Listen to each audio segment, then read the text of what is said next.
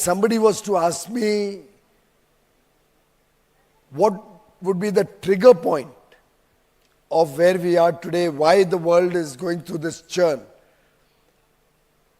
and what I believe, and I have been able to assess, the starting point of this actually goes back to the beginning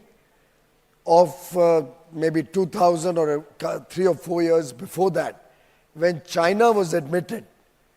as a member of the WTO. And maybe around late 90s or mid 90s when they got into conversation with the WTO.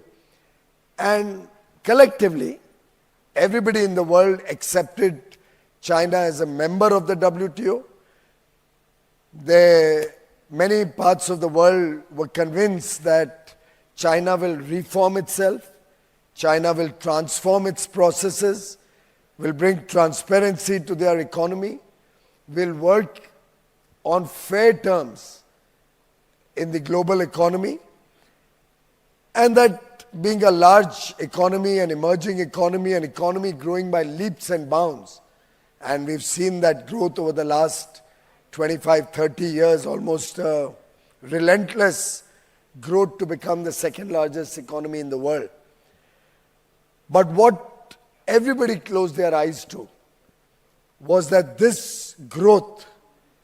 was fueled by unfair trade practices. This growth happened at the cost of fair play. This growth had its foundation on every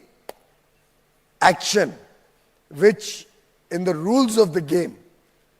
would be considered improper, and the result of those actions caused a situation where I think large parts of the world got carried into the narrative of low-cost manufacturing, low-cost goods coming from one particular geography, but did not realize the long-term impact that it would have at the global stage.